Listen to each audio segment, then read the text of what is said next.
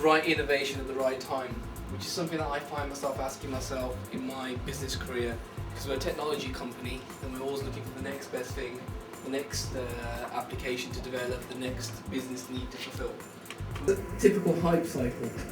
So this is the hype cycle for 2010 as of August.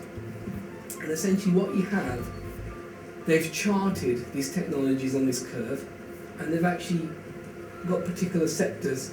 So at the very beginning here, you have a technology trigger, which is when a technology is new, it's fresh, somebody's invented it. For instance, such as 3D printing, internet TV, augmented reality, which is spoken about.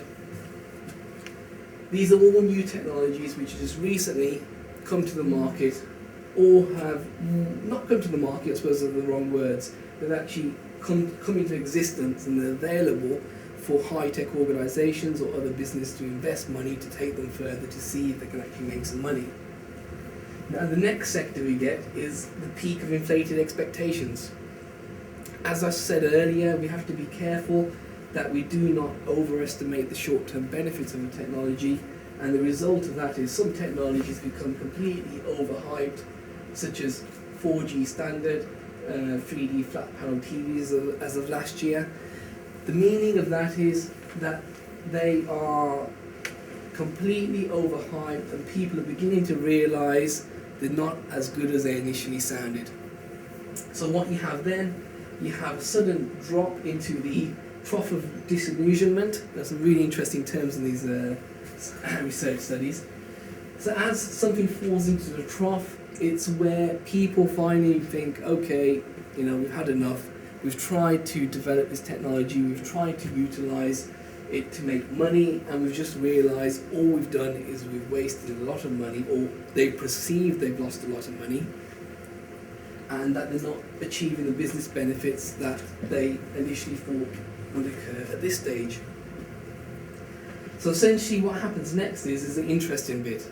Now each year, if I had a copy of 2009, 2011, you see these technologies moving along to the right. And essentially, just to quickly cover what each of these icons mean, if it's got a white dot there, it's less than 2 years. If it's a slight blue, 2 to 5 years to maturity. Maturity meaning whereby you can actually start making money from the technology and it's usable and it's mature. Then you have some technologies that may take 5 to 10 years. Then you have some that take more than 10 years, and then you have some which are obsolete before they reach the plateau. And I think we've got one here, broadband over power lines. We can't even get broadband over copper lines working, so I don't know how we're going to manage that, but it seems that it's going to be obsolete fairly soon. What step you have decided to after a decline and to pick it up? Okay. What me and my colleagues, everybody has a different view of this. Some people believe you have to jump in at this stage regardless, because if you get in early, you make the contacts. It will cost money, but you make the contacts. And essentially when you get to this stage, you would have had all that period of research, so then you can go forward and actually start making some money. But that's not viable for my business, and it's not viable for the vast majority of businesses, because you just don't have those kind of funds available to be. It's a bit like a lottery. So some people would say there, other people would say jump in at this stage, but the problems at this stage you're likely to receive is if you're looking for venture capital or investment, the chances are you won't receive it. You'll receive investment there, but the bottom line is a year later you'll end up there. So it's a difficult situation. What we are looking at, we're looking at maybe at this stage. So that's my company's focus, the slope of enlightenment, which is where businesses start going back to the technology and thinking, hang on, maybe there's something here, maybe we can generate some revenue from this, and they start investing in it and moving forward until eventually you get to the plateau of productivity, which is where it's usable, the users are happy, the product's mature, and you're making money, which is the ideal place to be. So to answer your question, everybody has a different view, but our view at the moment is we need to be in this space. And to shed some more light on this, for instance, to give you an example to illustrate it better, if we were to think back to the great dot-com bubble burst of 2000, what we would find is in 1995 to 2000, you'd have a lot of technologies up at that stage, and then in 2000, you'd have a complete collapse with the bubble burst. A lot of businesses went bust, but then after all the trouble that they had in 2001, 2002, certain companies made it out, such as Amazon, eBay, many other these big online retailers made it out, whereas others, such as Boo.com, couldn't recover and went under with massive losses. So this is essentially the hype cycle, which is what my business's focus is now, to actually utilise this for our next big step, because we have, to summarise, over the past utilised our past experience working for others in service management and change management. We've utilised all our networks, and now we're looking for a challenge. And I think the true essence of being entrepreneurial is to seize a challenge, but also at the same time doing it with some firm knowledge behind you to ensure that you don't essentially fail and there's a good chance of you succeeding. First, we'll have to pick a technology. And would that be like trial and error, or? It wouldn't be, I wouldn't say trial and error. We'd try and make some kind of an educated guess as to what we feel may work and what fits in with the technology skill set we've developed in our offshore centre. Because if it doesn't fit in with that skill set, then there's essentially no point. So we have to look at something that's going to fit in. But once we pick something, this guide gives you a brief idea. For instance, if we were to pick up internet micropayment systems, you could say 2 to 5 years before you get to a stage where you're at the plateau of productivity. So it's a long-term view. It's a long-term view.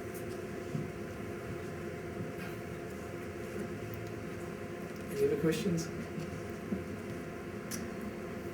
How difficult in such a small team is it to be in a kind of research development, trying to network and...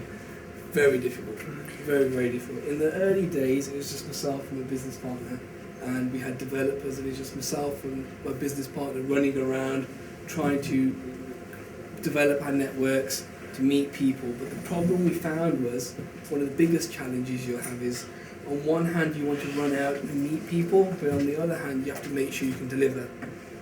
If you can't deliver on your promises, you're going to ruin your reputation. And a reputation is easy to make, but it's very easy to lose. Sorry, it's very hard to make. So you misheard that.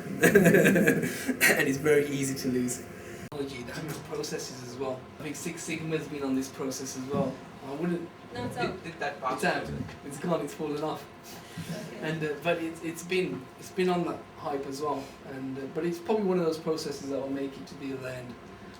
But there was a few years ago absolute hype about Six Sigma, and people doing it for the sake of it without understanding what it's actually going to mean. So that's another key point. These hype cycles aren't just for technology; they do them for business processes as well, which is really critical if you're working in business. Not just technology businesses, different processes, different businesses. You can look at all the processes and see the maturity of the processes. So if you're working in an organisation and you're looking to invest money on the kind of processes to implement, on the kind of courses to send your employees, you can actually look at the hype cycle for processes and say, hang on, we're not going to send them to do ITIL because that's on the very top. And we're not going to send them to Prince 2 because it's on the way down. But we'll send them to do Six Sigma because it's on the way up, which means it's still cheap to train, but it's going to be useful in future. So yeah. So do you think Six Sigma is going to be obsolete? I don't think it's obsolete. I don't think it'll be obsolete. I think it's there to stay eventually, but it's had that period. But all processes have that, and all technologies have that, where it's overhyped. And because what you get with overhyped is people misusing the technology of the process, and they start thinking up new ways of using it and potential new gains and dreaming of amazing scenarios that we can achieve this, we can achieve that, but really it's not the fact. Whereas the people who probably initially behind it are probably dreading when their process or their technology hits the peak of the hype cycle. So in a way, you need to be kind of holistically quite educated, culturally, socio-economically, don't you, to have You do, yeah. to be able to sift through what a journalist is writing, and is this Yeah. technology trigger, high expectation, unreal? Yeah. Because it is. You've hit the nail on the head. It's quite journalism driven. Mm. You know, all these figures essentially come from using technology to analyse news reports. They can actually analyse the report to see if it's a negative report, a positive report, and then that helps them to plot this curve. It's quite interesting because if you've got talent like for development, you spot a gap in the market, you can manage workflows well. So you're preparing, like, your team can work really well in the slope of enlightenment. And as soon as something comes up, use the right buzzwords and the kind of in thing, you then target your investors at the And hype peak, it, don't you? Yeah. A lot of businesses do that, and Mhm. you know, and it's probably something that, you know, in the long term we might look at, because Mhm. it's beneficial to get in at that stage to get the funding that you require Mhm. to grow your business.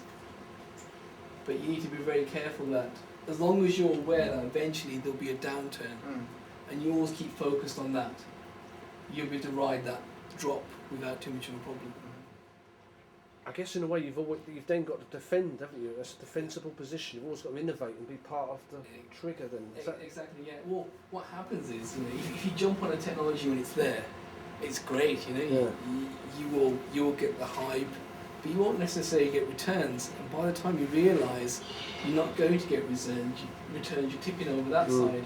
So our logic of picking up a technology where it's coming out of the trough, so ideally we pick a technology that's coming out of the trough, is still hard because you still got to convince people. I'm trying to think of an example whereby, for instance, you know, even the internet in general, when it first, in the early 90s or late 80s, the internet, you know, would have been a great thing, a lot of hype about it, but then we discovered... Yeah, there's a lapse, wasn't there? Yeah, we can't do much because there's no bandwidth. So a lot of the time, a lot of the technologies only end up there because the auxiliary or the other technologies that should support it, such as broadband and 4G networks, aren't there. So there's a lot of applications that only end up there because they're not supported by the infrastructure that's already in place.